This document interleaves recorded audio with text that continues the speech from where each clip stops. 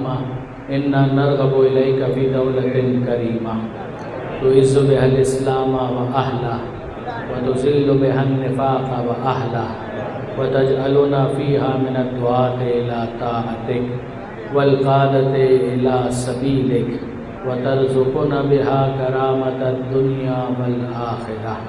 Rabbi इश्रह ली सदरी व यस्सिर ली अमरी वाहलुल उक़दतम मिन लिसानी यफ़क़हू क़ौली वजल्नी ख़ालिसन लिवजहिकल करीम या अल्लाह। सल्लल्लाहु अला मुहम्मद।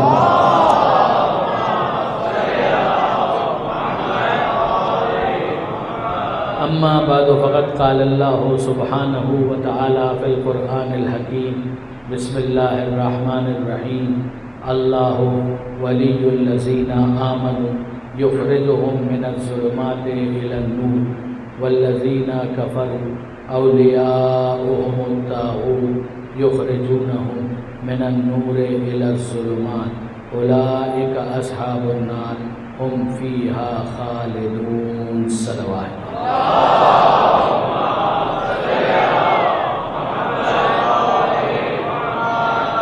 बरादरान अज़ीज़ व ख़ारान मोहतरम, आयात विलायत मौजू है और ये इस सिलसिले की दूसरी मजलिस है। सनामे कलाम में आयत नंबर 257 सूरह बक़रा की मुसलसल तिलावत का शरफ़ हासिल किया जा रहा है। इरशाद परवरदिगार है अल्लाहु वलियुल लज़ीना आमनू। अल्लाह वली सरपरस्त है साहिबान ईमान का, जो ईमान लाए, जिनमें ईमान कबूल करने की सलाहियत है। अल्लाह उनका वली और उनका सरपरस्त है। वो क्या करता है? युख़रिजुहुम मिनज़्ज़ुलुमाति इलन-नूर, वो उन्हें अंधेरों से निकाल कर रोशनी तक ले आता है। वो उन्हें अंधेरे में भटकने के लिए नहीं छोड़ता।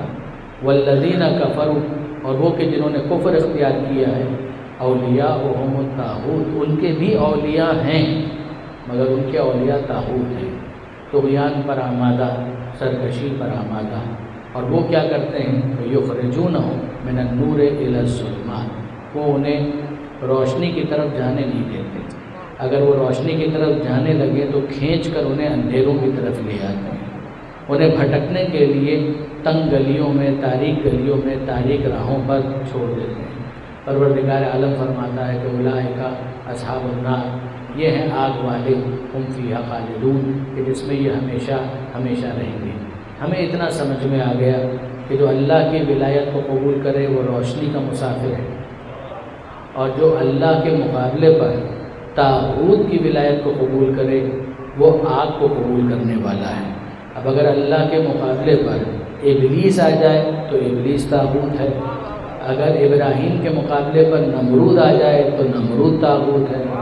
अगर मूसा के मुकाबले पर फ़िरऔन आ जाए तो फ़िरऔन ताग़ूत है। अगर मुस्तफ़ा के मुकाबले पर अबू जहल आ जाए तो वो ताग़ूत है।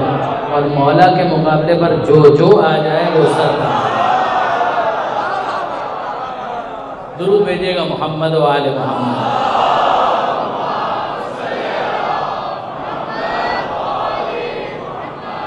यानी मुझे नाम लेने की ज़रूरत नहीं, मयार यही है कि जो खुदा की विलायत की ज़रा सी भी सरपरस्ती को कबूल करता है तो फिर वो रोशनी का मुसाफिर है। मगर जो मुकाबले पर आ जाए तो फिर उसका अंजाम वही होगा जो परवरदिगार ने बयान फरमाया कि उलाइका अस्हाबुन नार, ये आग वाले हैं, हुम फ़ीहा ख़ालिदून, और ऐसे आग वाले हैं कि जहाँ पर इनका टेम्परेरी एकोमोडेशन नहीं है।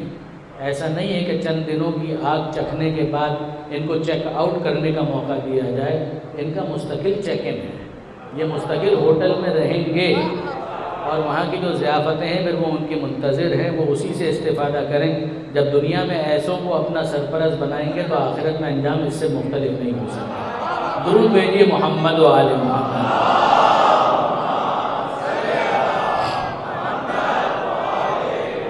जो आयत ख़ास तौर पर आज की हद तक मैं आपके साथ शेयर करना चाह रहा हूँ वो सूरह हुजरात की है। ज़ाहिर है कि जब मौजू आयात विलायत है तो वो आयतें कि जो कुरान मजीद में मुख्तलिफ़ मकामात पर मौजूद हैं और जिनका कुछ भी रब्त विलायत के हवाले से हो सकता है, उन्हें हमें डिस्कस करना है। सूरह हुजरात कुरान मजीद का 49वां सूरा है, 49 चैप्टर। और हुजरात कहने की वजह ये है, हुजरे की जमा हुजरात, हुजरा आप कमरे को कह लीजिए, मकान को कह लीजिए, उसी की जमा है हुजरात। और क्योंकि پیغمبر اکرم کے ساتھ ایک واقعہ پیش آیا کہ جس کو پروردگار عالم نے اس سورہ کے اندر ڈسکس کیا. دیکھیے سورہ حجرات بہت سی اخلاقی تعلیمات لیے ہوئے ہیں. پیغمبر اکرم کا پروٹوکول کیا ہونا چاہیے سورہ حجرات نے بیان کیا. پروردگار عالم فرماتا ہے کہ ان الذین ینادونک من وراء الحجرات، یہ وہ لفظ ہے کہ جو آیت کے اندر پروردگار عالم نے استعمال کیا کہ یقیناً وہ لوگ ان الذین ینادونک من وراء الحجرات، جو حجرات کے پیچھے سے اے حبیب آپ کو آوازیں دے رہے تھے، اکثرهم لا یعقلون، ان میں سے اکثر وہ ہیں کہ جن کے پاس عقل نہیں ہے. یعنی آپ ذرا غور فرمائیے برادران عزیز کے اندازہ ہوتا ہے کہ پیغمبر اکرم کو کیسی بدتمیز قوم سے واسطہ پڑا تھا. یعنی آپ نام جو بھی ان کا رکھ لیں مگر خود قرآن مجید انہیں یہ کہہ رہا ہے کہ اکثرهم لا یعقلون، کہ ان میں سے اکثر وہ ہیں کہ جن کے پاس عقل نہیں ہے. تو یا یہ کم عقل ہیں یا یہ بے عقل ہیں. دونوں صورتوں میں پروردگار عالم نے کوئی تعریف نہیں کی ہے. میں نام نہیں لے رہا، لیکن یقین جانیے کہ اگر آپ چیک کرنا چاہیں تو صحیح بخاری میں جا کر دیکھیے کہ کون کون سے بڑے نام موجود تھے کہ جن کی پروردگار عالم نے یہاں مذمت فرمائی ہے. اور ابن تیمیہ نے کہ جن کے افکار کو محمد ابن عبد الوہاب نے لے کر پھر وہابیت کے فرقے کی تشکیل کی تھی، اگر ابن تیمیہ کی کتابیں ہی دیکھ لیں تو آپ کو نظر آئے گا کہ انہوں نے بھی نام بنام تصریح کی ہے کہ یہ کن افراد کا ذکر ہو رہا ہے. میں نام نہیں لے سکتا، ظاہر ہے کہ ہماری تو مجبوری ہے، مگر نام میں کیا رکھا ہے اوصاف تو آپ کے سامنے واضح ہے. یعنی آپ اندازہ کر سکتے ہیں کہ جتنے بدتمیز آپ کے تصور میں آ سکتے ہیں وہ سب کے سب یہاں پر پروردگار عالم کا مقصود ہے. ارشاد ان الذین ینادونک، اے حبیب وہ کہ جو آپ کو آواز دے رہے ہیں، انہیں اتنا احساس نہیں ہے کہ انتظار کریں کہ پیغمبر اکرم جب خود سے تشریف لے آئیں گے تو ہم اپنا مدعا بیان کر دیں گے. یعنی انہیں مخاطب کرنے کی تمیز نہیں ہے، انہیں پکارنے کا سلیقہ نہیں آتا. اور یہی اگر آپ سورہ حجرات کے آغاز میں دیکھیں تو آپ کو ملے گا کہ یا ایھا الذین آمنو، اے ایمان لانے والوں، اگر واقعاً ایمان لا چکے ہو تو اتنا تو سمجھو کہ لا ترفعوا اصواتکم فوق صوت النبی، کہ اپنی آواز کو نبی کی آواز پر بلند مت کرو. ولا تجہروا لہ بالقول، ایک تو ان کی آواز پر اپنی آواز کو بلند مت کرو. ولا تجہروا لہ بالقول، اور نبی کو ویسے مت پکارو کجہر بعضکم لبعض، کہ جیسے تم آپس میں ایک دوسرے کو پکارتے ہو. یعنی میں اپنے الفاظ میں کہوں اگر تم جیسا ہوتا تو ہم اجازت دے دیتے، اگر یہ تم جیسا ہوتا تو ہم اجازت دے دیتے، لیکن یہ تم جیسا نہیں ہے، تم اس جیسے نہیں ہو، لہذا خبردار تمہاری آواز بھی پست ہونی چاہیے اور تم ویسے پکارنے کا حق نہیں رکھتے جیسے تم آپس میں ایک دوسرے کو یار اور دوستی کے عنوان سے پکارا کرتے ہو. اور اگر اب بھی تم نے ہماری بات کو نہ سمجھا تو یاد رکھو ان تحبط اعمالکم وانتم لا تشعرون، اگر تم نے اب بھی نبی کو پکارنے کا انداز تبدیل نہ کیا تو یاد رکھنا تمہارے اعمال حبط ہو جائیں گے اور تمہیں شعور بھی نہیں ہوگا. یہ لفظ یہ لفظ خاص طور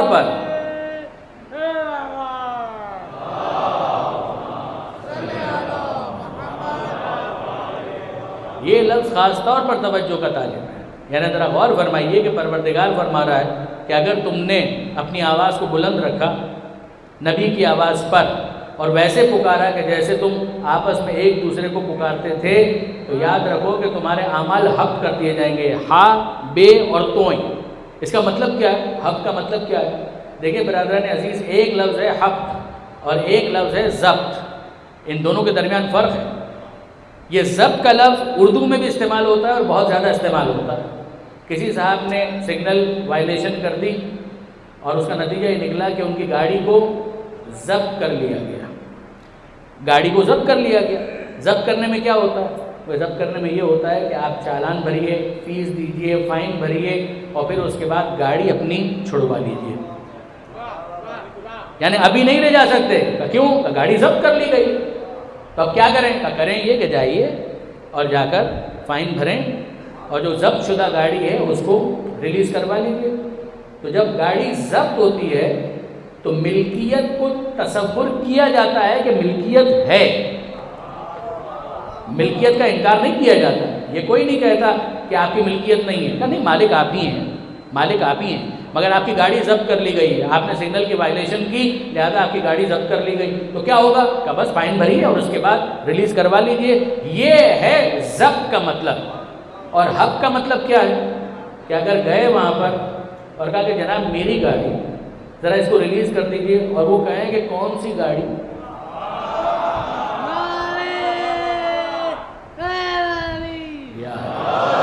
اگر وہ یہ کہیں کون سی گاڑی، کیسی گاڑی، اس کا مطلب کیا ہے کہ وہ جو آفیسر ہے اس نے ملکیت کو ماننے سے انکار کر دیا.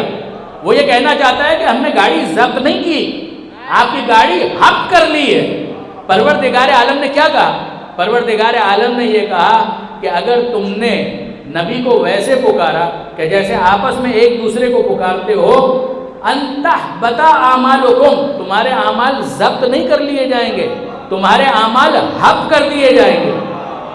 تم قیامت کے میدان میں پہنچو گے اور کہو گے اے پروردگار میری نماز، میرے روزے، میرا حج. جواب ملے گا کون سی نماز، کون سے روزے، کون سا حج.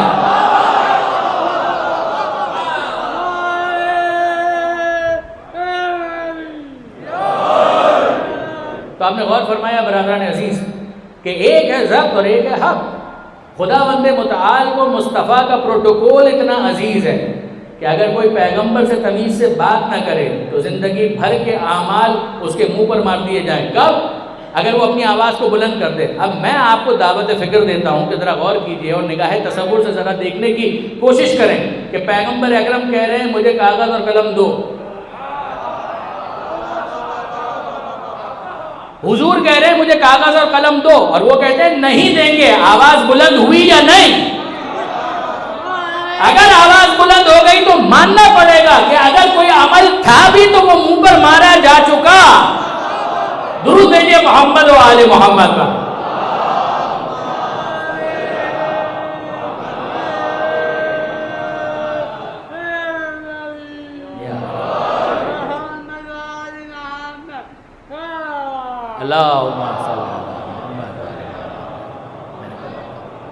اللہ آپ کو خوش رکھے. اب ظاہر ہے کہ ہمارے اتنے محبت کرنے والے دوست ہیں، اتنی محبت سے نعرے لگا رہے ہیں تو ہم منع تو نہیں کر سکتے. ایک مرتبہ درود بھیجیے محمد و آل محمد.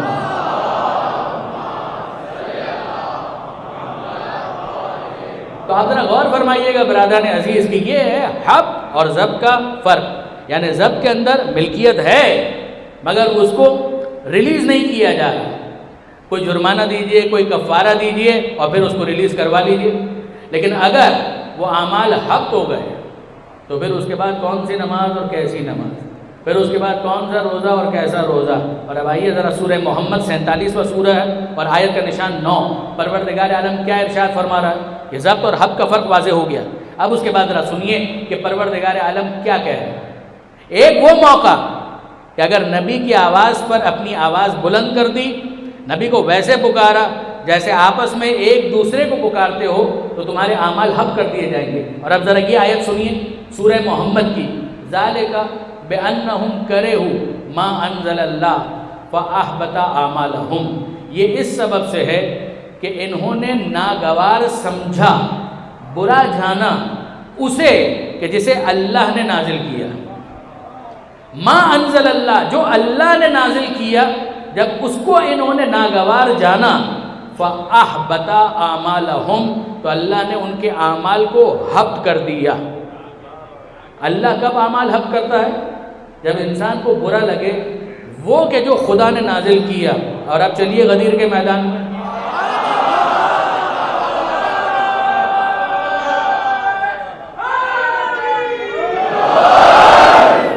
اعلان کیا ہے؟ وہاں اعلان ہے کہ اگر اللہ نے کچھ نازل کیا اور ان کو برا لگا، اپنے دل سے سوال کریں اگر برا لگا فَأَحْبَطَ أَعْمَالَهُمْ، تو اعمال حق کر دیے جائیں گے. اور وہاں پروردگار نے کہا سورہ مائدہ یا ایھا الرسول بلغ ما انزل الیک من ربک، پہنچا دیجئے وہ جو آپ کے رب کی طرف سے آپ پر نازل کیا گیا ہے. اب آپ نے اندازہ کیا، پیغمبر نے ہاتھوں پر بلند کر کے کہا یہ ہے خدا نے مجھ تک پہنچایا کہ میں مولائیت کا اعلان کرتے ہوئے کہوں من کنت مولا ہو فہذا علی مولا. اب جس کو علی کا مولا ہونا ناگوار گزرتا ہے وہ انتظار نہ کرے، قیامت میں یہی جواب ملے گا، کون سی نماز اور کیسا روزہ۔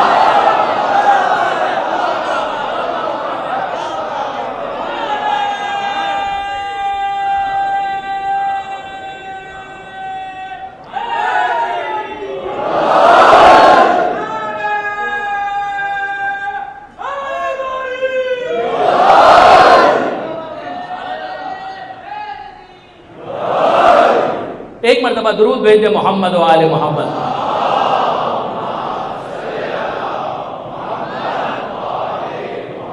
آپ نے غور فرمایا برادران عزیز کہ معیار یہ ہے، ذالک بأنہم کرہوا ما انزل اللہ فاحبط اعمالہم، اگر کراہیت محسوس ہوتی ہے، برا لگتا ہے وہ کہ جو اللہ نے نازل کیا ہے وہ برا لگتا ہے، تو پھر اس کے بعد اعمال حق کر دیے جائیں گے۔ تو اعمال قبول کن کے کیے جائیں گے؟ کہ جن کے دل میں علی سے محبت ہے، کہ جن میں دل میں علی کا پیار ہے، جو علی کی ولایت سے جڑے ہوئے ہیں، علی کی محبت سے جڑے ہوئے ہیں، انہی کی نماز قبول ہے، انہی کا روزہ قبول ہے، انہی کا حج قبول ہے، انہی کے اعمال قبول ہے۔ درود بھیجیے محمد و آل محمد۔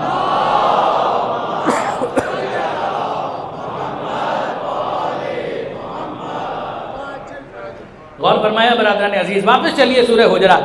میں نے عرض کیا اس سورے کے اندر بہت کچھ ہے اس سورے کے اندر۔ اسی سورے کی 13ویں آیت میں پروردگار عالم نے معیار فضیلت کو ڈسکس کیا اور ارشاد ہوا، یا ایھا الناس، اے انسانوں، انا خلقناکم من ذکر و انثی وجعلناکم شعوبا وقبائل لتعارفوا ان اکرمکم عند اللہ اتقاکم۔ آپ سب کے حافظے میں اس آیت کا آخری ٹکڑا محفوظ ہے۔ پوری آیت کیا ہے؟ تمام انسانوں سے خطاب ہو رہا ہے، اے انسانوں، یا ایھا الناس، یہ قرآن کی ہمگیری ہے، کمپریہنسونیس ہے کہ تمام انسانیت کو مخاطب کیا ہے۔ یا ایھا الناس، اے انسانوں سنو، انا خلقناکم من ذکر و انثی، ہم نے تمہیں پیدا کیا ایک مرد اور ایک عورت سے۔ یہ تمہارا اختیار نہیں تھا کہ تم کن ماں باپ کے گھر میں پیدا ہو، یہ تمہارا اختیار نہیں تھا، یہ ہمارا اختیار تھا کہ ہم تمہیں کس گھر میں پیدا کریں، تمہارے ماں باپ کون ہو۔ انا خلقناکم، ہم نے تمہیں پیدا کیا، من ذکر و انثی، ایک مرد اور ایک عورت سے ہم نے پیدا کیا۔ اور سنو، وجعلناکم شعوبا وقبائل، اور ہم نے تم کو مختلف قبیلوں میں رکھا، مختلف ٹرائبز میں رکھا، مختلف کمیونٹیز میں رکھا۔ اسلام قبیلوں کا اور کمیونٹیز کا انکار نہیں کر رہا، بہت توجہ کیجیے گا۔ یعنی بعض احباب کو شاید یہ غلط فہمی ہے کہ اسلام یہ کہتا ہے کہ کوئی عربی نہیں ہے، کوئی اجمی نہیں ہے۔ میں کبھی نہیں بھول سکتا، ایک بہت معتبر نشست ہو رہی تھی، علمی نشست تھی، صاحبان فہم و فکر وہاں پر موجود تھے اور کئی گھنٹوں پر محیط وہ نشست تھی۔ تو ایک صاحب، ظاہر ہے کہ انہوں نے ایک اسٹیٹمنٹ پاس کیا۔ وہ اسٹیٹمنٹ یہ تھا کہ جناب آپ دیکھ لیجئے وہ خود کمیونزم کی طرف کچھ مائل تھے۔ تو انہوں نے جملہ یہ کہا کہ آپ دیکھ لیجئے قرآن مجید کے اندر خداوند متعال یہ فرماتا ہے کہ کوئی عربی نہیں ہے، کوئی اجمی نہیں ہے، کوئی گورا نہیں ہے، کوئی کالا نہیں ہے۔ تو میں نے ان سے یہ کہا تھا کہ ابھی ہم چند گھنٹے اس نشست میں موجود ہیں، قرآن مجید بھی یہ سامنے پڑا ہوا، ذرا کھولیے اور وہ آیت تو ہمیں دکھائیے کہ جس میں خدا یہ کہتا ہے۔ وہ کون سی آیت ہے کہ جس میں خدا یہ کہتا ہے کہ گورا نہیں ہے اور کالا نہیں ہے، عربی نہیں ہے اور اجمی نہیں؟ وہ کون سی آیت ہے؟ قرآن کی کسی آیت میں یہ نہیں لکھا ہوا کہ گورا نہیں ہے، کالا نہیں ہے۔ برادران عزیز، اگر قرآن یہ کہہ دے تو یہ تو فیکچولی انکریکٹ ہوگا، یہ تو حقیقت کے خلاف ہوگا۔ بھائی گورا ہونا تو رنگ ہے نا، تو رنگ تو موجود ہے، اس کا انکار کیسے ہو سکتا ہے؟ کوئی کالا ہے تو یہ اس کا رنگ ہے، اس کا انکار کیسے ہو سکتا ہے؟ میں کہوں اس دیوار کا رنگ کیا ہے تو کیا آپ ہرا کہیں گے؟ سبز رنگ تو نہیں ہے، اس کا سفید رنگ ہے، تو جو رنگ ہے وہی آپ کہیں گے۔ بھئی یہ احباب جنہوں نے کپڑے پہنے ہیں تو اس کا کوئی نہ کوئی رنگ تو ہے، تو جو رنگ ہے آپ وہی بیان کریں گے۔ تو قرآن مجید نے کہیں یہ نہیں کہا کہ گورا نہیں ہے، کالا نہیں ہے، عربی نہیں ہے، ایرانی نہیں ہے، پاکستانی نہیں ہے۔ قرآن نے یہ نہیں کہا۔ اور آپ غور فرمائیے، قرآن یہ نہیں کہہ سکتا، فیکچولی انکریکٹ ہو جائے گا۔ یعنی ایک ایسی چیز جو حقیقت میں مشاہدے میں موجود ہے، اس کا انکار کیسے کر سکتا ہے قرآن مجید نے اس کا انکار نہیں کیا۔ واپس آیت سنیے، انا خلقناکم، ہم نے تم کو پیدا کیا، من ذکر و انثیٰ، تمہارے ماں باپ ہیں. تمہارے ماں باپ کون ہوں گے ہم نے فیصلہ کیا. وجعلناکم شعوبا وقبائل، تم کس قبیلے میں پیدا ہوں گے ہم نے فیصلہ کیا. تم کس گھرانے میں پیدا ہوں گے ہم نے فیصلہ کیا. مگر یہ سب کچھ ہم نے کیوں کیا؟ لتعارفوا، تاکہ تم آپس میں ایک دوسرے سے تعارف کروا سکو، ایک دوسرے سے انٹروڈیوس ہو سکو، تم آپس میں ایک دوسرے سے اپنے آپ کو پہچانوا سکو. اس وجہ سے ہم نے یہ رکھا. تمہارا رنگ کیا ہو، تمہارے خد و خال کیا ہو، تمہارا چہرہ کیسا ہو، تمہاری آنکھیں کیسی ہوں، تمہاری صورت کیسی ہو، یہ ہم نے بنائی. سورہ آل عمران، یصورکم فی الارحام کیف یشاء، وہ خدا ہے جو تمہاری ماؤں کے رحم میں تمہاری صورت بناتا ہے جیسی چاہتا ہے. وہ جیسی چاہتا، وہ ستواں ناک بنائے، وہ گہری جھیل جیسی آنکھیں بنائے یا چھوٹی آنکھیں بنائے، یہ پروردگار عالم نے اپنی طرف منسوخ کیا کہ ہم یہ کام کرتے ہیں. یہ کام ہم نے کیا. کیوں کیا؟ لتعارفوا، تاکہ تم آپس میں ایک دوسرے سے تعارف کروا سکو، پہچانوا سکو. ورنہ پہچانواؤ گے کیسے؟ ورنہ تعارف کیسے ہوگا؟ اب برادران عزیز انصاف سے مجھے بتائیے، اس فنومینا کو سمجھانے کے لیے میں عام طور پر ایک مثال دیا کرتا ہوں. حج کے موقع پر لاکھوں کا مجمع ہوتا ہے، کربلا میں کروڑوں کا مجمع ہوتا ہے. کوئی گم ہو گیا، کھو گیا. عزیز آئے، ایک صاحب دکھے جو مائک پکڑ کر کھڑے ہیں، اور انہوں نے کہا کہ صاحب ہمارے ایک عزیز گم ہو گئے، ذرا اعلان کروانا ہے. آپ مجھے بتائیں وہ اعلان کیسے کرے؟ یہ جو صاحب ہیں جو اعلان کروانا چاہتے ہیں وہ کچھ بتانے کے لیے تیار نہیں.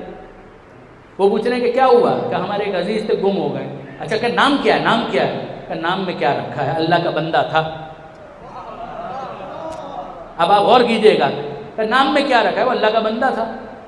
اچھا تو نام نہیں بتاؤ گے؟ کہ نہیں، نام وام میں تو ہم بلیو ہی نہیں کرتے. اللہ کا بندہ تھا. کہ باپ کا نام کیا تھا؟ اچھا وہ اللہ کا بندہ تھا تو باپ بھی اللہ کا بندہ تھا. کہ ماں وہ کنیز خدا تھی. اچھا بھائی یہ بتاؤ کہ اس کا رنگ کیسا تھا؟ کہ یہ کیا بات ہے، ہم تو رنگ میں بلیو ہی نہیں کرتے. صبغت اللہ، وہ خدائی رنگ میں رنگا ہوا تھا. اچھا کس قوم سے تعلق تھا؟ کہ زمین خدا کا رہنے والا تھا. زمین خدا کا رہنے والا تھا، خدائی رنگ میں رنگا ہوا تھا، اللہ کا بندہ تھا، باپ بھی اللہ کا بندہ تھا، ماں خود کنیز خدا تھی. ارے بھائی میں اعلان کیسے کروں کہ کون گم ہو گیا ہے؟ میں کیسے پوچھوں؟ کیسے اناؤنسمنٹ کروں؟ کہا کہ بس جس طرح سے آپ کا دل چاہے اناؤنسمنٹ کر دیں، ہم تو یہی بتا سکتے ہیں. اب آپ انصاف سے مجھے بتائیے کہ اعلان ہوگا تو شاید ایسا ہوگا ایک اللہ کا بندہ گم ہو گیا ہے، جس اللہ کے بندے کو ملے وہ اس اللہ کے بندے کو پہنچائے. یہاں پر بھی اگر آپ جو نقیب ہیں، اسٹیٹ سیکرٹری ہیں، ان سے کہیں کہ صاحب اعلان کرنا ہے تو وہ پوچھیں کہ بتائیے تو صحیح نام کیا تھا، رنگ کیسا تھا، کیا پہنے ہوئے تھا، کس قبیلے سے تعلق ہے، کیا اعلان کروں؟ آپ نے غور فرمایا یہی وہ چیز ہے کہ جس کو قرآن نے کہا کہ لتعارفوا، کہ ہم نے تمہیں مختلف قوموں اور قبیلوں میں رکھا. یہ ہم نے رکھا، ہم نے تمہیں ایک مرد اور ایک عورت سے پیدا کیا، ہم نے پیدا کیا. تمہارا نام بھی ہونا چاہیے، تمہارے ماں باپ کا ذکر بھی ہونا چاہیے، تمہاری قوم کا بھی پتہ چلنا چاہیے، تمہارے قبیلے کا بھی حوالہ ہونا چاہیے. مگر تعارف سے آگے بات نہ بڑھے. اگر تم نے اسے برتری کا معیار مان لیا تو کام غلط ہو جائے گا. پھر برتری کا معیار کیا ہے؟ اِنَّ أَكْرَمَكُمْ عِنْدَ اللَّهِ أَتْقَاكُمْ.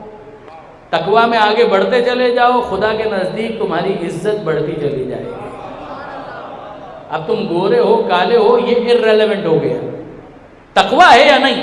اگر تقویٰ ہے تو عزت بڑھتی جائے گی، پروردگار عالم کے نزدیک تمہارا مرتبہ اور مقام بڑھتا چلا جائے گا. تو اب برادران عزیز یہ ہمیں سمجھ میں آیا کہ یہ ایک معیار ہے جو پروردگار عالم نے دیا کہ اگر کوئی ضبط نفس رکھتا ہے، اپنی خواہشات کو کنٹرول کرنا جانتا ہے، علم کی روشنی میں عقل کے فیصلے کو قبول کرتا ہے، وحی کی روشنی میں علم کو صحیح سمت دیتا ہے. توجہ ہے؟ اپنی خواہشات کو کنٹرول کرتا ہے، اپنے غصے کو ضبط کرتا ہے، علم کی روشنی میں عقل کے فیصلے کو قبول کرتا ہے، اور وحی کی روشنی میں اپنی علم کو صحیح سمت دیتا ہے. یہ پروردگار کے نزدیک اِنَّ أَكْرَمَكُمْ عِنْدَ اللَّهِ أَتْقَاكُمْ. تم میں یقیناً اللہ کے نزدیک عزت والا وہ ہے کہ جس میں تقویٰ ہے. یہ ایک معیار ہمیں سمجھ میں آ گیا، یہ سورہ حجرات، اس معیار کو ذہن میں رکھیے گا۔ اور اب آئیے دوسرا معیار سورہ سجدہ، آیت کا نشان 18، پروردگار عالم فرماتا ہے افمن کان مومنا کمن کان فاسقا لا یستوون، وہ جو مومن ہے اور جو فاسق ہے کیا یہ دونوں برابر ہو سکتے ہیں؟ یعنی تم اپنے کامن سینس کو استعمال کرو کہ ایک صاحب ایمان ہے اور ایک فاسق ہے، کیا یہ دونوں برابر ہو سکتے ہیں؟ جواب دینے نہیں ہو سکتے۔ تو دوسرا معیار فضیلت کا ایمان، پہلا معیار تقوی، دوسرا معیار ایمان، اور اب آئیے تیسرا معیار، پروردگار عالم سورہ زمر میں ارشاد فرماتا ہے هل يستوي الذين يعلمون والذين لا يعلمون، وہ جو علم رکھتے ہیں اور جو جاہل ہیں کیا یہ دونوں برابر ہو سکتے ہیں؟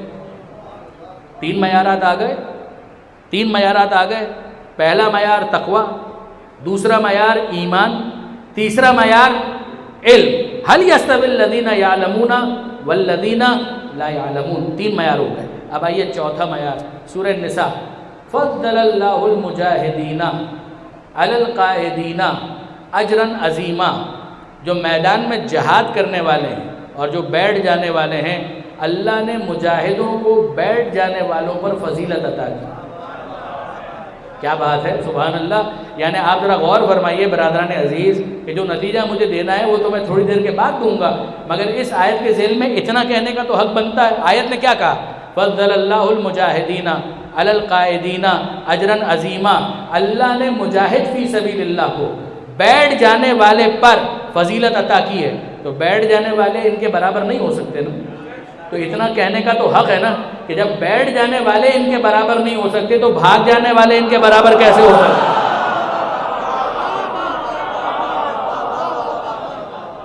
جب بیٹھ جانے والے ان کے برابر نہیں ہو سکتے تو بھاگ جانے والے کیا ان کو ان کے برابر رکھا جائے گا؟ چاروں معیار آپ کے سامنے ہیں۔ پروردگار عالم نے کہا تقوی معیار فضیلت، ایمان معیار فضیلت، علم معیار فضیلت اور جہاد معیار فضیلت، کہ یہ چار ہیں معیار فضیلت، قرآن مجید نے دیے ہیں، میں اپنے پاس سے تو نہیں لایا۔ اچھا کامن سینس بھی سپورٹ کرتا ہے، پروردگار عالم نے بھی تائید کر دی کہ تقوی، ایمان، علم اور جہاد کہ یہ چار ہیں معیار فضیلت۔ اور اب ان معیارات پر ہم نہیں کہتے کہ کسی تعصب کی وجہ سے، ہم نہیں کہتے کہ کسی باعث ہونے کی وجہ سے، ہم تو کہتے ہیں معیار قرآن نے دیا، اب ایک طرف علی کو رکھیں اور دوسری طرف دوسروں کو رکھیں، اور پھر اس کے بعد ذرا دیکھ کر مجھے بتائیے کہ کوئی علی کے قریب بھی نظر آتا ہے، مولا کے قریب بھی نظر آتا ہے، دور تک کوئی نظر نہیں آئے گا۔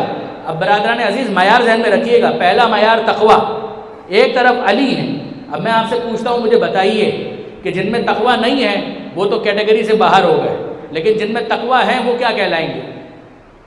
جن میں تقوی ہوگا وہ کہلائیں گے متقی۔ جو متقی ہوتا ہے وہ صف متقین میں ہوتا ہے، صف متقین میں ہونا اور ہے، امام المتقین ہونا اور ہے۔ اگر کوئی صف متقین میں ہے تو کیا کہنا ہے، لیکن صف متقین میں ہونے والا بھی امام المتقین کے آگے نہیں ہو سکتا، امام المتقین آگے ہوگا، صف متقین پیچھے قائم کی جائے گی۔ یہ ہو گیا پہلا معیار کہ صف متقین والے امام المتقین کے مقابلے میں نہیں آ سکتے۔ دوسرا معیار کیا تھا؟ دوسرا معیار تھا ایمان۔ سورہ سجدہ کی آیت میں نے آپ کے سامنے پڑھی تھی، افمن کان مؤمنا کمن کان فاسقا، وہ جو مومن ہے اور جو فاسق ہے کیا یہ دونوں برابر ہو سکتے ہیں؟ لا یستوون، یہ برابر نہیں ہو سکتے۔ اب اسی ردیف اور قافیے پر صف متقین اور امام المتقین، اسی ردیف اور قافیے پر ذرا اس کو بھی دیکھ لیجیے۔ اگر کوئی مومن ہے، دیکھیے اگر ایمان کسی کے اندر آیا تو اب وہ کیا کہلائے گا؟ مومن۔ جو مومن ہوتا ہے وہ صف مومنین میں ہوتا ہے، صف مومنین میں ہونا اور ہے، امیر المومنین ہونا اور ہے۔ صف مومنین میں ہونا اور ہے، امیر المومنین ہونا اور ہے۔ اور اگر آپ اجازت دیں تو میں لفظوں کو تبدیل کروں کہ اگر کسی میں ایمان ہو تو وہ صاحب ایمان ہوتا ہے، اگر کسی میں ایمان ہو، اگر نہ ہو تو بے ایمان ہوتا ہے، لیکن اگر ایمان ہو تو وہ صاحب ایمان ہوتا ہے۔ صاحب ایمان ہونا اور ہے، کل ایمان ہونا اور ہے۔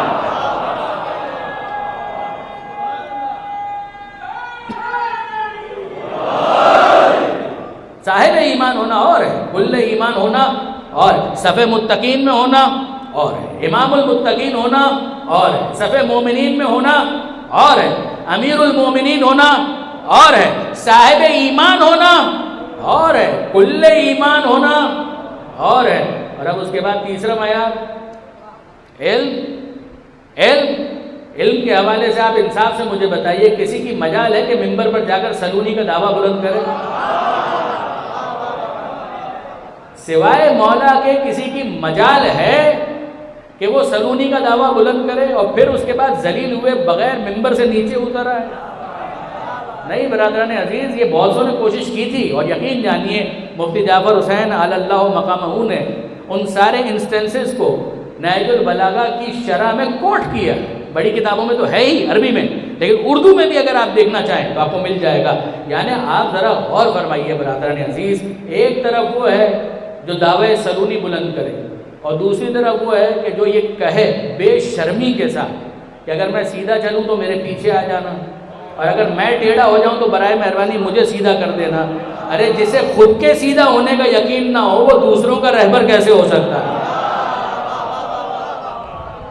اب جا کر آپ دیکھیں کتابوں کے اندر کہ کس کس نے یہ جملہ کب کب کہا تھا، مگر آپ ذرا غور فرمائیے کہ یہ سوائے امیر المومنین کے کوئی اور آپ کو کہتا ہوا نظر نہیں آئے گا کہ اما واللہ لو سنیت لی الوساطہ فجلست علیہا، وہ پیغمبر اکرم کی سند کہ انا مدینۃ العلم وعلی بابها، میں شہر علم ہوں، علی اس کا دروازہ ہے، انا دار الحکمہ وعلی بابها، میں حکمت کا گھر ہوں اور علی اس کا دروازہ ہے۔ خود مولا سے پوچھئے، مولا فرماتے ہیں اما واللہ، خدا کی قسم، لو سنیت لی الوسادہ فجلست علیہا، اگر میرے لیے اطمینان کی مسند بچھا دی جائے، لأفتیت اہل التورات بتوراتہم، میں یہودیوں کے درمیان توریت سے فیصلہ کروں گا، وَأَهْلَ الْإِنْجِيلِ بِإِنْجِيلِهِمْ، میں عیسائیوں کے درمیان انجیل سے فیصلہ کروں گا، وَأَهْلَ الْقُرْآنِ بِقُرْآنِهِمْ، میں مسلمانوں کے درمیان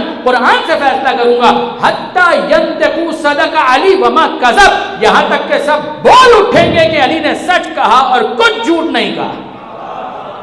اور میں نے خود بعض روایتوں کے اندر دیکھا ہے کہ تتمے میں یہ لفظ آئے کہ مولا فرماتے ہیں کہ میں فیصلہ وہ کروں گا کہ کتابیں بول اٹھیں گی کہ علی نے وہی فیصلہ کیا جو ہم میں خدا نے نازل کیا۔ درود بھیجئے محمد۔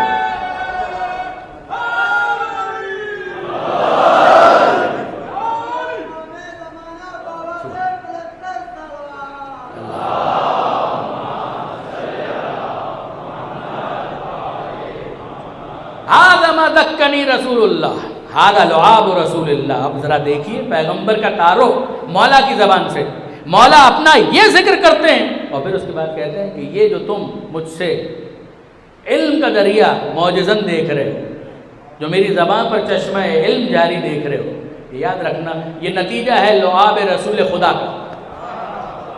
ھذا ما ذکنی رسول اللہ، یہ جو اللہ کے رسول نے اپنا لعاب بطور غذا مجھے عطا کیا تھا، یہ اس کا نتیجہ ہے، ھذا لعاب رسول اللہ۔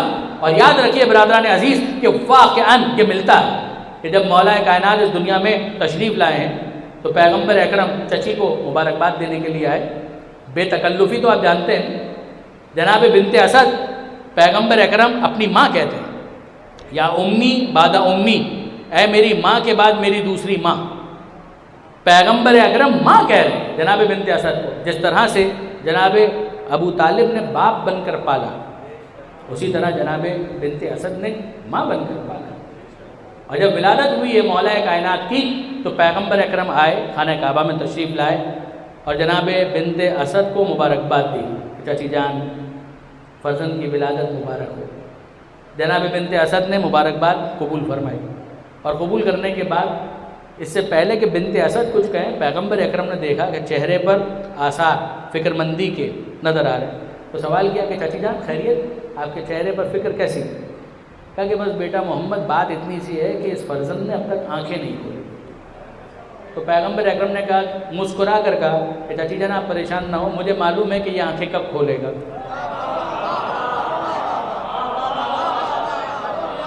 میں جانتا ہوں کہ یہ آنکھیں کب کھولے گا، ذرا میری آگوش میں تو دیجیے گا۔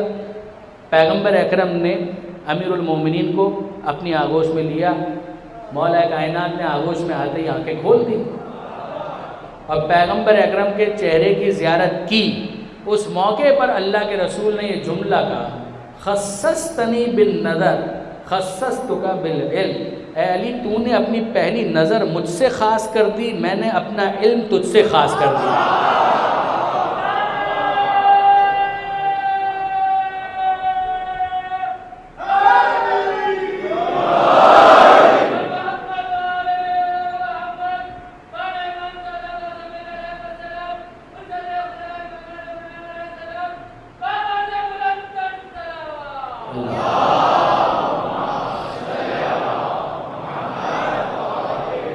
تو آپ نے غور فرمایا برادران عزیز کا یہ علم رسول جو علم علی بنا، مولا کائنات کہتے ہیں ھذا ما ذکّنی رسول اللہ ھذا لعاب رسول اللہ، پیغمبر اکرم نے گھٹی کے طور پر اپنا لعاب بطور غذا مولا کائنات کے دہن میں ٹپکایا اور یہ علم رسول علم علی قرار پایا۔ اور اب برادران عزیز غور فرمائیے، 3 معیارات تو ہو گئے، پہلا معیار تقویٰ، دوسرا معیار ایمان، تیسرا معیار علم، اور چوتھا معیار کیا تھا؟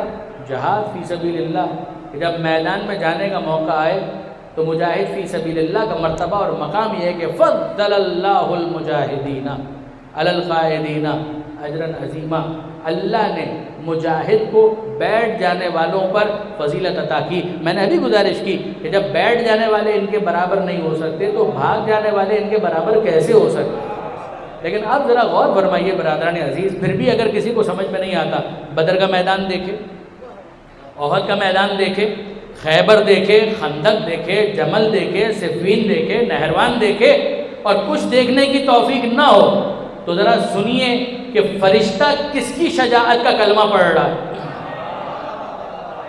فرشتہ کس کی شجاعت کا کلمہ پڑھ رہا ہے، یعنی مدارج النبوہ شاہ عبد الحق محدث دہلوی، شیعہ نہیں ہے اور بہت بڑی شخصیت ہے، بہتی ہند کہلاتے ہیں، کتاب فارسی میں اردو ترجمہ ہو چکا ہے، انٹرنیٹ پر بھی آپ کو مل جائے گا، نام یاد رکھیے گا، شاہ عبد الحق محدث دہلوی۔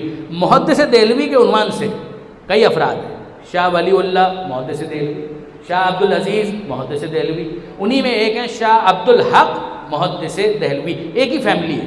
شاہ عبد الحق محدث دہلوی کتاب کا نام ہے مدارج النبوہ، اور انہوں نے اس بات کو احد کے میدان کو ڈسکس کرتے ہوئے خود تحریر فرمایا کہ جب میدان جنگ سادہ ہو گیا، جن کو جانا تھا وہ جا چکے، جن کو شہید ہونا تھا وہ شہید ہو چکے، حمزہ شہید ہو چکے، ابو دجانہ انصاری شہید ہو چکے، اور اب پیغمبر اکرم تنہا ہیں، اور ایسے میں امیر المومنین پیغمبر اکرم کا دفاع کر رہے ہیں۔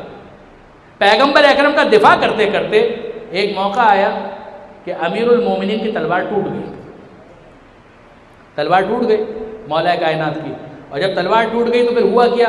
یہ شاہ عبد الحق لکھ رہے ہیں کہ آسمان سے فرشتہ نازل ہوا، ذوالفقار لے کر آیا، اور مولا کی جنگ کو دیکھ کر اس نے قصیدہ پڑھا کہ لا فتح الا علی لا سیف الا ذوالفقار۔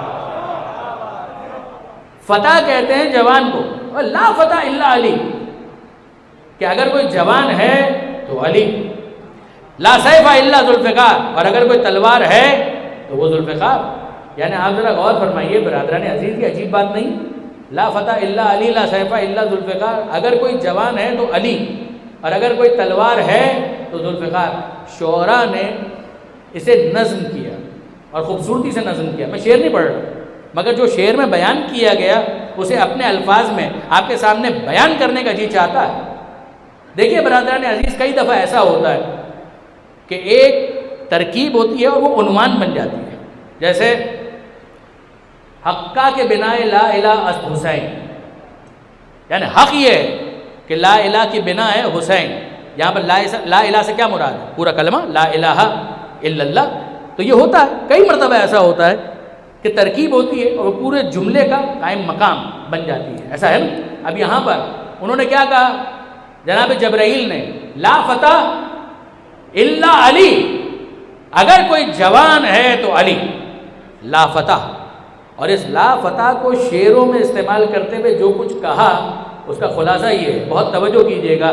شاعر نے کہا کہ جو لا فتح ہوتا ہے نا وہ میدان میں لاپتہ نہیں ہوتا،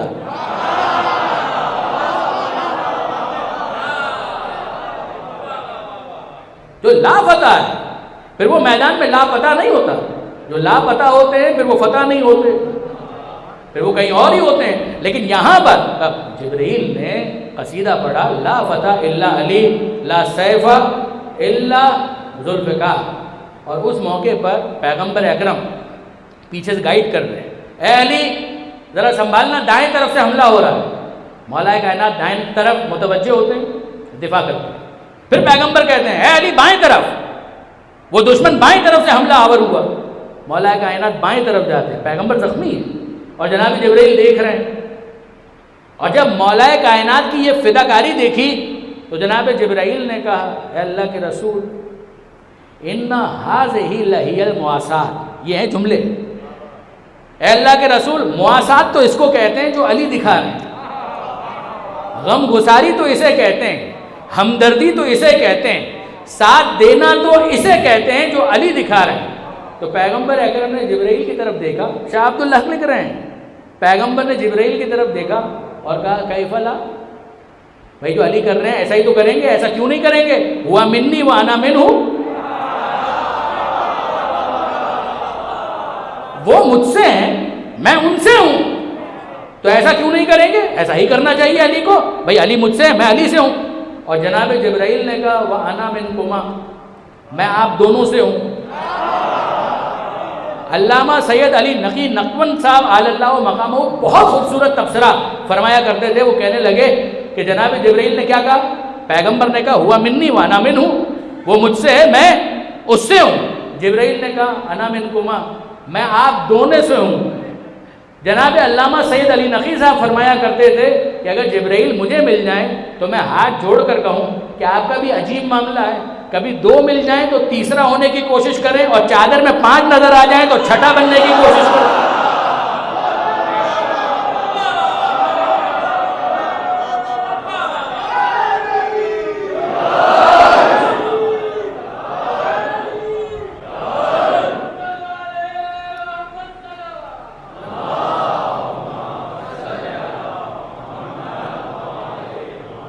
تو آپ نے غور فرمایا اگر 2 مل جائیں تو جبرائیل کہتے ہیں میں تیسرا ہوں، اور اگر چادر میں 5 نظر آ جائیں تو کہتے ہیں میں چھٹا بن جاؤں۔ کیا آل محمد کی فضیلت کے لیے یہ کافی نہیں ہے کہ انہوں نے کبھی فرشتوں میں شامل ہونے کی خواہش نہیں کی، فرشتے نے ان میں شامل ہونے کی خواہش کی؟ غور فرمایا برادران عزیز آپ نے، کیف لا ہوا منی وانا منہ انا منکما، یہ عجیب منزلت ہے برادران عزیز۔ تقویٰ کو دیکھیں، یہ سب سے آگے نظر آئیں گے۔ علامہ رشید ترابی، تقویٰ، ایمان، علم، جہاد حق ہے، یہ بزرگان ان کا بڑا احسان ہے۔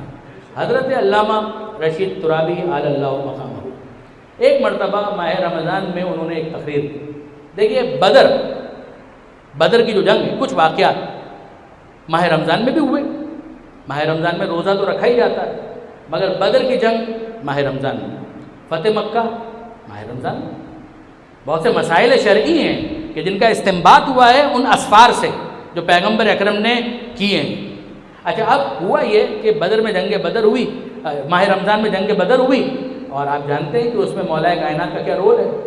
تو ہوا یہ کہ ایک ماہ رمضان اخبار میں ایڈیشنز چھپے اور ان میں بدر کی رودات بیان ہو گئی، مگر پوری رودات بیان ہو گئی، علی کا ذکر کہیں نہیں آیا، مولا کا ذکر کہیں نہیں آیا۔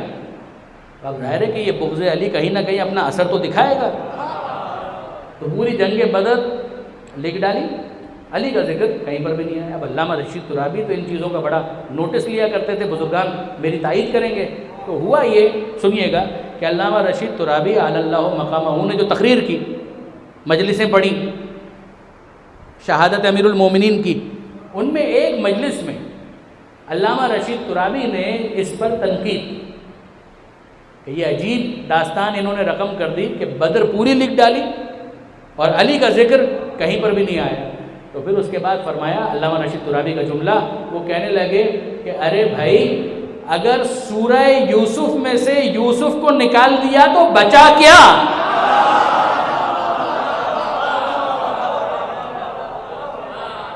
اگر سورہ یوسف میں سے یوسف ہی کو نکال دیا تو بچا کیا؟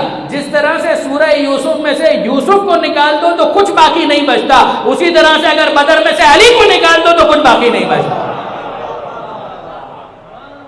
آپ نے غور فرمایا برادران عزیز، معیارات قرآن مجید نے دیے، دعوت فکر ہے، اپنے طور پر دیکھیے، علم کے میدان میں دیکھیے، تقوی کے میدان میں دیکھیے، ایمان کے باب میں دیکھیے، جہاد کے باب میں دیکھیے، انصافاً دیکھیے۔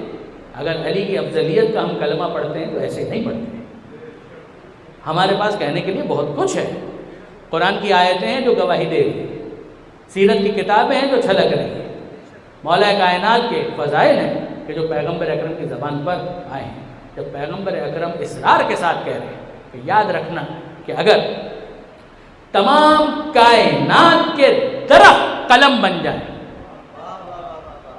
تمام جن و انس لکھنے والے بن جائیں، اور تمام سمندر اور دریا دوات بن جائیں، یعنی لکھنے والے، جن و انس، تمام اولین اور آخرین، تمام دریا اور سمندر دوات بن جائیں، انک بن جائیں، اور جتنے درخت ہیں ان کی لکڑیوں کو کاٹ کاٹ کر تراش تراش کر قلم بنا دیا جائے، اور پھر اس کے بعد علی کے فضائل لکھنا شروع کیا جائے، تو یہ تمام جن و انس مر سکتے ہیں، دریاؤں اور سمندروں کا پانی خشک ہو سکتا ہے، سرام درخت کی لکڑیاں گھس سکتی ہیں، مگر علی کے فضائل مکمل نہیں ہو سکتے۔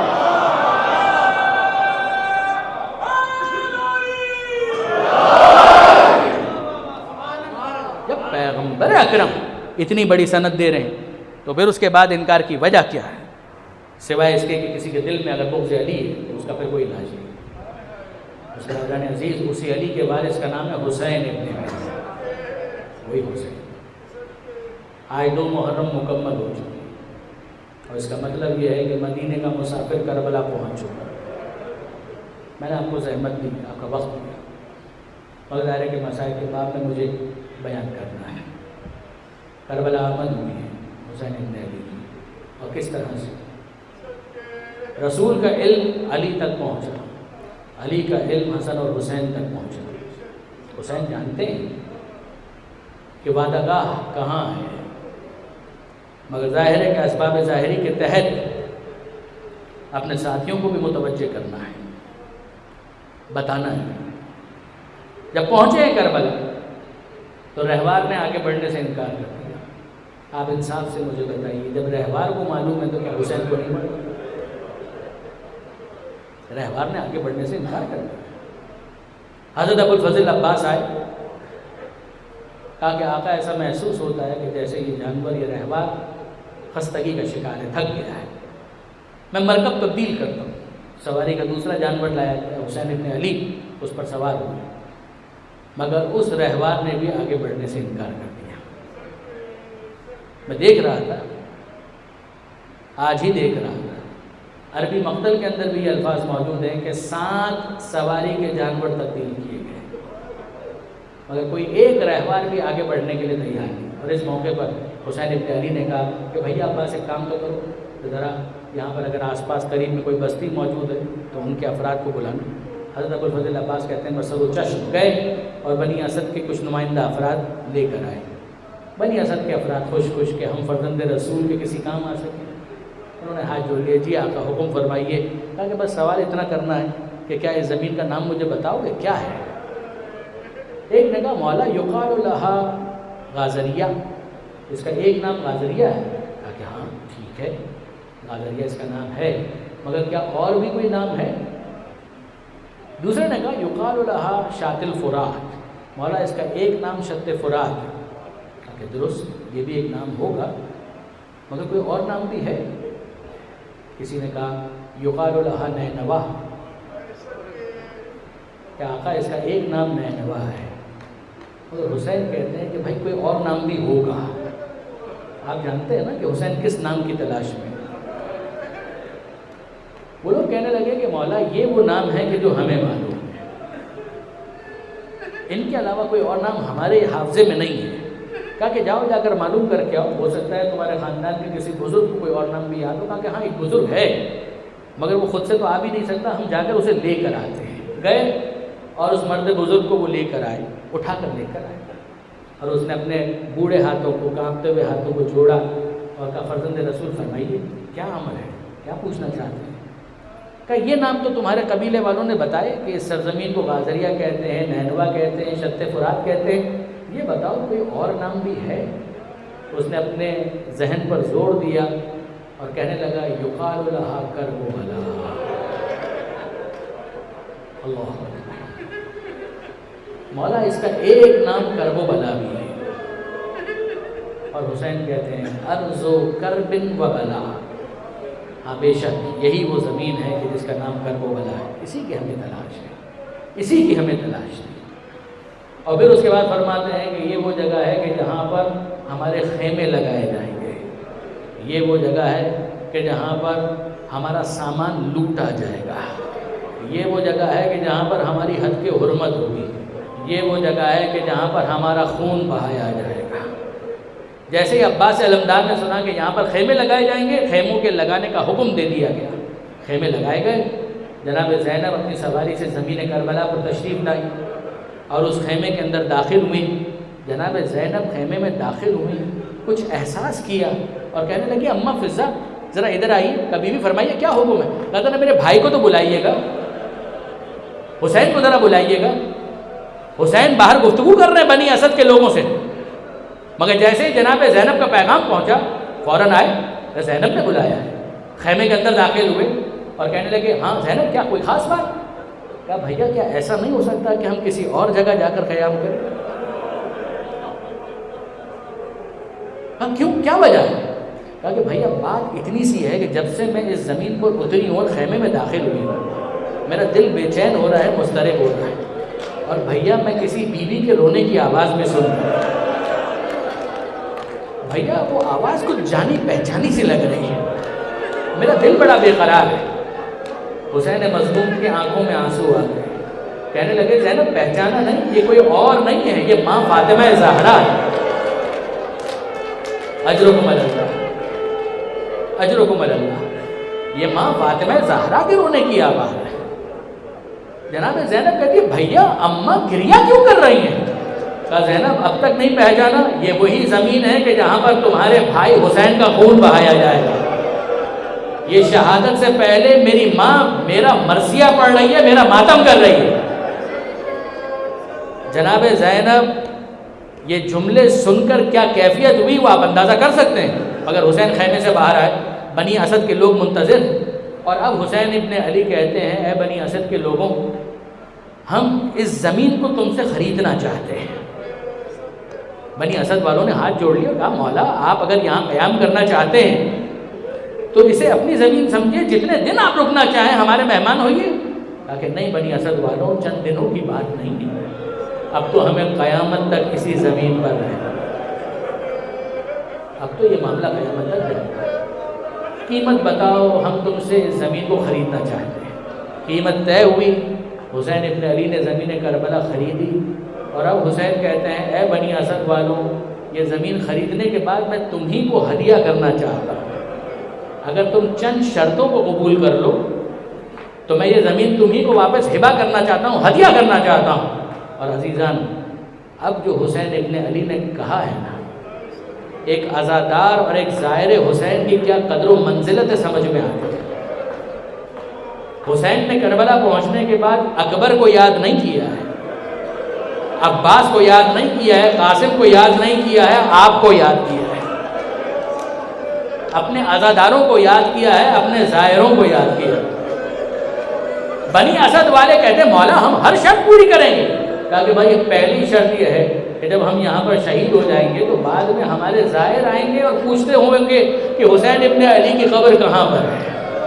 دیکھو ہمارا زائر بڑا تھکا ہوا آئے گا، بہت شکستہ ہوگا، بہت خستہ ہوگا، دو کام کرنا، ایک تو یہ بتا دینا کہ حسین کی قبر یہاں پر ہے، اور دوسری بات یہ ہے کہ ذرا اسے 3 دن کے لیے اپنا مہمان بنا۔ اجرکم اللہ، ہمارے ظاہر کی خدمت کرنا، 3 دن تک اسے اپنا مہمان بنانا۔ بنی اسد والوں نے وعدہ کیا، مولا ہم وعدہ کرتے ہیں کہ آپ کے ظاہر کی خدمت کریں گے۔ کہا کہ اگلی شرط یہ ہے کہ دیکھو جب ہمارے بے گور و کفن لاشیں یہاں پڑے ہوں گے، یہ فوج اشکیا یہاں سے چلی جائے تو وعدہ کرو کہ تم آؤ گے اور ہمارے لاشوں کو دفن کر دو گے۔ بنی اسد کے لوگوں نے اپنے سر جھکائے، اپنے چہرے نیچے کیے اور کہنے لگے کہ مولا ہم وعدہ کرتے ہیں، ہم آپ کے لاشوں کو دفن کریں گے۔ بنی اسد والے جانے لگے۔ جب جا رہے تھے تو حسین ابن علی کہتے ہیں اے بنی اسد والوں کہاں جا رہے ہو؟ کہا مولا ہم نے وعدہ کر لیا، ہم اپنے گھروں کو جا رہے ہیں۔ کہا کہ ہاں جاؤ اپنے گھروں کو، مگر ایک کام تو کرو، ذرا اپنے گھر کی خواتین کو تو بھیجنا، میں تمہارے گھر کی بیویوں سے کچھ بات کرنا چاہتا ہوں۔ بنی اسد والے گئے اور گھر کی خواتین کو یہ کہا کہ مولا حسین نے تمہیں یاد کیا ہے۔ وہ بیویاں اپنی چادریں سنبھالتے ہوئے، اپنے حجاب درست کرتے ہوئے حیرت زدہ کہ ارے ہم بھی اس قابل ہو گئے کہ فرزند رسول کی کوئی خدمت کر سکیں۔ وہ آئیں، حسین ابن علی کی خدمت میں ہاتھوں کو جوڑا اور کہا مولا ہم کوئی خدمت کرنے کے قابل ہیں؟ کہا کہ بس اتنا وعدہ کرو، دیکھو یاد رکھنا جس طرح سے تم ہو نا، میرے گھر میں بھی خواتین ہیں، میری بہن کا نام زینب ہے، میری ایک بہن کا نام ام کلثوم ہے، میری ازواج میں لیلا اور رباب ہے، ذرا ایک کام تو کرنا، ان کا خیال کرتے ہوئے، ان کا لحاظ کرتے ہوئے ایک وعدہ کرو کہ اگر تمہارے مرد ڈرنے کی وجہ سے، خوف زدہ ہونے کی وجہ سے ہمارے لاشوں کو دفن نہ کریں تو ایک کام تو کرنا، جب فرات کے قریب آؤ پانی بھرنے کے بہانے ہمارے لاشوں کے اوپر ایک ایک مٹھی خاک ڈال دینا۔ اجرکم اللہ۔ بنی اسد کی عورتوں نے وعدہ کیا اور جانے لگی، اور جب جا رہی تھی تو حسین کہتے ہیں اے بیویوں ذرا ایک کام تو کرنا، اپنے بچوں کو تو ذرا بھیج دینا۔ بنی اسد کی عورتیں سمجھ نہیں پائیں مگر گئیں اور بچوں کو تیار کیا، اے بچوں جاؤ تمہارے نصیب کھل گئے، آج فرزند رسول نے تمہیں یاد کیا ہے، شاید کوئی خدمت تمہارے سپرد کرنا چاہتے ہیں۔ وہ ننھے ننھے بچے آئے، حسین ابن علی کے سامنے آ کر کھڑے ہو گئے، اپنے چہروں کو بلند کیا، اپنے ہاتھوں کو جوڑا اور کہا فرزند رسول ہم بھی آپ کی کوئی خدمت کر سکتے ہیں؟ حسین کہتے ہیں دیکھو جس طرح سے تم ہو نا، میرے بھی چھوٹے چھوٹے بچے ہیں، میری ایک بیٹی کا نام سکینہ ہے، میرا بھی ایک 6 ماہ کا لال علی اصغر ہے، ذرا اس کو اپنے ذہن میں رکھنا اور پھر اس کے بعد وعدہ کرو اگر تمہارے ماں باپ یزیدی لشکر کے خوف سے ہمیں دفن کرنے کے لیے نہ آئے تو تم وعدہ کرو کہ کھیلنے کے بہانے کربلا کے ریگزار میں آؤ گے اور ایک ایک مٹھی خاک ہمارے لاشوں پر ڈال دو گے۔ ان بچوں کے آنسو ہیں کہ رکتے نہیں ہیں، بے اختیار گریہ کرنے لگے مگر وعدہ کیا مولا ہم وعدہ کرتے ہیں ہم آپ کے لاشوں کو دفن کریں گے، مگر میں ہاتھ جوڑ کر سید سجاد سے کہوں اے مولا سجاد یہ حسین کو اتنا تکلف کرنے کی ضرورت کیا ہے؟ جس کا جوان بیٹا موجود ہو کیا وہ آگے بڑھ کر اپنے باپ کو نہیں دفنائے گا؟ سجاد آنسوؤں کے ساتھ کہیں گے ارے سوال کرنے والے 11 محرم کو آ کر دیکھ تو لے، جس سجاد کے ہاتھوں میں ہتھکڑیاں ہو، پیروں میں بیڑیاں ہو، گلے میں توکے خاردار ہو، وہ اپنے بوڑھے باپ کو دفن کرے تو کیسے، اس کے لاشے کو دفنائے تو